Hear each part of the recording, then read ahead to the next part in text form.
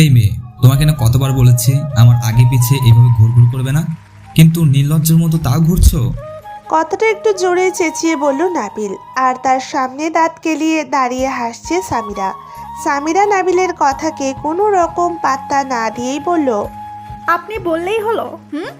আমি 100 বার ঘুরঘুর করব, 1000 বার ঘুরঘুর করব, বুঝেছেন? You know why? Because I love you. সামিরার কথায় নাবিল আর একটু বেশি বিরক্ত হলো। এই মেয়ে তাকে আজ 1 সপ্তাহ ধরে শান্তি দিচ্ছে না। নাবিল বিরক্তি নিয়ে তাও নিজেকে শান্ত রেখে বলল, দেখো, আমি এইসব ভালোবাসাকে বিশ্বাস করি না, আর আমি তোমাকে ভালোবাসতে পারবো না। তাই আমাকে বিরক্ত করা বন্ধ করো, নয়তো আমি কখন কি করে ফেলি নিজেও জানি না। সামিরা বলল, আপনার কি একটুও দয়া মায়া নেই? দেখছেন এই বেচারা গত 1 সপ্তাহ যাবত আপনার পেছনে ঘুরছে, কিন্তু আপনি তাও পাত্তা দিচ্ছেন না। দেখবেন আমি অভিশাপ দিচ্ছি, আপনি সারা জীবন চিরকুমার থাকবেন। বুড়ো বয়সেও কাউকে পাশে পাবেন না। ও হ্যাঁ, যদি আমাকে মেনে নেন তবে আমি আজীবন পাশে থাকবো, নয়তো অন্য কেউ থাকবে না। কথাগুলো ঠোঁট উল্টে বলেই চলে গেল সামিরা। সামিরা চলে যাওয়ার পর নাবিল একটা দীর্ঘশ্বাস ছাড়ল, আর তার পাশে দাঁড়ানো তার সব বন্ধুগুলো হু হা করে হাসতে পেট ফেটে বসে পড়ল। নাবিল তাদের দিকে ভ্রু কুঁচকে কিছুক্ষণ তাকিয়ে থেকে বলে উঠল, কি ব্যাপার, তোরা এইভাবে হাসছিস কেন? এখানে কি সার্কাস চলছে? নাবিলের বন্ধু রাজ কোনোভাবে হাসি চাপিয়ে বলে উঠল, না ভাই, সার্কাসের থেকে বেশি কিছু। মেয়েটা তোকে অভিশাপ দিল, তা শুনে না হেসে পারলাম না। বলেই রাজ আবার হেসে উঠল। নাবিল বিরক্তি নিয়ে বলল, আচ্ছা ওইসব স্যার, এইটা বল আকাশ কোথায়? ওকে তো আজকে দেখছি না। রাজ বলল, কোথাও দেখ, হয়তো তোর বোনের পেরায় আছে। যেমন মেঘলা তেমন দেখছি ওই সামিরা মেয়েটা, দুজনেই বাপ জমে যাবে। তাই বলি কি, নাবিল সামিরাকে মেঘলার বাবি বানিয়ে নে, মানে তোর বউ করে নে। তারপর তুই আর আকাশ দুজনে একসাথে পেরা সামলাবি। নাবিল এদের কথার উত্তরে কিছুই বলল না। সেখান থেকে আকাশের খোঁজে বেরিয়ে পড়ল। হাঁটতে হাঁটতে রাজের কথাগুলো মনে মনে আওড়ালো। পরে একটা মুচকি হাসি দিল। সামিরা ক্লাসে এসে বসলো। তখন তার বান্ধবী আরশি বলল, কিরে, পারলি নাবিলকে পটাতে? খুব চ্যালেঞ্জ করেছিলি, এখন কি হলো? 1 সপ্তাহ কোনো কাজ হলো না, তার মানে আর পারবি না? আরশির কথা পিঠে রূপালী বলে উঠল, সামিরা, আর সে ঠিকই বলেছে, পারবি না। আর যদি পারিসও, পরে নাবিল জানতে পারে যে তুই চ্যালেঞ্জ নিয়ে তার সাথে রিলেশনে গেছিস, তখন নাবিল তোর কি অবস্থা করবে ভেবে দেখেছিস? তুই শুধু শুধু প্রাণীর সাথে চ্যালেঞ্জ নিয়েছিস। সামিরা এতক্ষণ আরশি ও রূপালীর কথা শুনল, তারপরেও বলল, আরে ধুর, তোরা শুধু শুধু চিন্তা করছিস। আমার কি অবস্থা হবে সেটা পরের কথা, আগে নাবিলকে পটিয়ে নি। আরশি বলল, তোর হয়তো এখনো কোনো চিন্তা হচ্ছে না, পরে কিন্তু বুঝবি। জানিস তো, নাবিলরা এই কলেজের সিনিয়র, তারপর রাজনীতি করে। নাবিল আর আকাশ তো পুরোই ভিলেন, আর তুই এই ভিলেন নাবিলের খপ্পরে পড়ার জন্য লাফালাফি করছিস। দেখিস পরে তোর অনেক কিছু ভোগ করতে হবে। সামিরা বলল, আচ্ছা এসব কথা বাদ দে, এখন স্যার আসবে, ক্লাসে মনোযোগ দে। নাবিল কলেজের গেটের সামনে বাইকে বসে মোবাইল টিপছে। তার পাশে তার ফ্রেন্ডসগুলো আছে। তখনই নাবিলের সামনে এসে দাঁড়ালো তানি। নাবিল তানির মুখের দিকে এক পলক তাকিয়ে আবার মোবাইলের দিকে চোখ দিল। তানি নাবিলের হাত ধরে বলল, নাবিল চলো, তুমি আর আমি একটা কপি খেয়ে আসি। নাবিল তার মোবাইলের থেকে চোখ না সরিয়েই বলল, আমি এখন যেতে পারবো না তানি, আমার কাজ আছে, তুমি যাও। তানি ন্যাকামো করে বলল, বুঝলাম তোমার কাজ আছে, কিন্তু আমি তো বললাম একটা কফি মাত্র খাবো।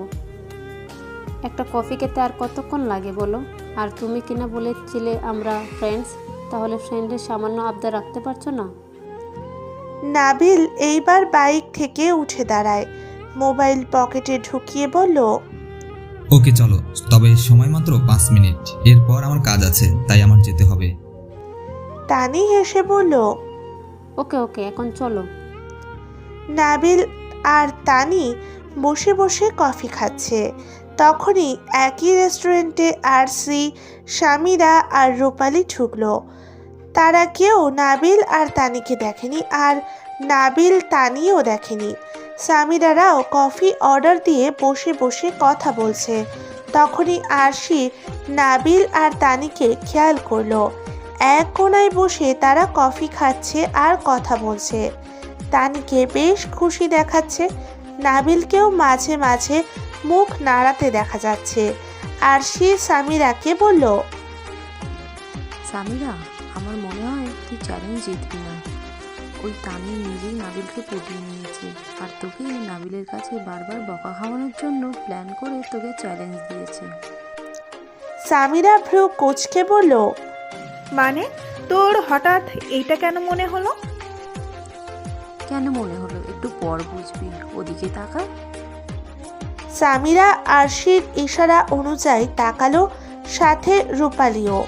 দেখলো নাবিল ও তানির সাথে বেশ হেসে হেসেই কথা বলছে। এইটা দেখেই সামিরার মাথা গরম হয়ে গেল। আর কোনো কথা না বলে উঠে নাবিলের সামনে গিয়ে দাঁড়ালো আর দাঁতে দাঁত চেপে বলল, বাহ, বেশ তো, কফি খাওয়া হচ্ছে, তাও আবার হেসে হেসে। কই, আমার সাথে তো এইভাবে কখনো হেসে কথা বলেনি। এমনি তো মেয়েদের থেকে নাকি দূরে থাকেন, তাহলে আজ একদম ডেটে চলে এসেছেন। ওয়াও! নাবিল সামিরাকে দেখে প্রথমে অবাক হয়ে যায়, পরে সামিনার বলা কথাগুলো শুনে আরও অবাক। আর এইদিকে তানি এইসব দেখে মিটিমিটি হাসছে। সে এখন অপেক্ষায় আছে নাবিল কি বলে দেখার জন্য, কিন্তু নাবিল কিছুই বলছে না। সামিরার চোখে মুখের দিকে তাকিয়ে আছে হাঁ করে। সামিরা এক পলক তানির দিকেও তাকালো, দেখলো তানি হাসছে। তখন সামিরা হয়তো কিছুটা বুঝতে পেরেছে। তার মাথায় একটা দুষ্টুমি বুদ্ধি আসলো। তানির দিকে তাকিয়ে একটা হাসি দিল, সাথে সাথেই নাবিলের কোলে বসে পড়ল সামিরা। এহেন কাজে নাবিল, তানি, আরশি, রূপালি ও আশেপাশের সবাই চোখ বড় বড় করে তাকিয়ে আছে। নাবিল প্রথমে খেয়াল না করলেও পরে সকলের দিকে তাকিয়ে দেখলো সকলে তাদের দিকে তাকিয়ে আছে। তাই রেগে বলল, এই মেয়ে, এই কি করছো? উঠো বলছি, এক্ষুনি উঠো, আশেপাশে মানুষ দেখছে।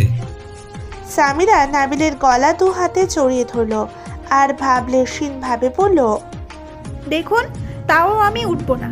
এটা আপনার শাস্তি। আপনি আমাকে পাত্তা দেন না, আবার এই তানির শাকচুন্নির সাথে ঠিকই কথা বলছেন, হাসছেন, কফিও খাচ্ছেন। এতে প্রবলেম হচ্ছে না?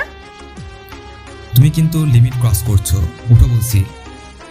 সামিরা নাবিলের ঠোঁটে এক আঙুল রেখে বলল, শ্শ্! আমি চুপচাপ বসে আছি, বসতে দিন। এক্ষুনি একটা আইসক্রিম অর্ডার দিবেন, আইসক্রিম নিজের হাতে আমাকে খাওয়াই দিবেন, নয়তো দেখবেন আমি আরো কি কি করতে পারি।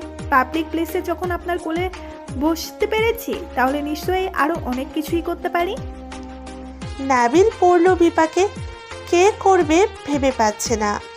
এইদিকে তানি এইসব দেখে রাগে ফুঁসছে, আর আরশি ও রূপালি এইসব দেখে মিটিমিটি হাসছে।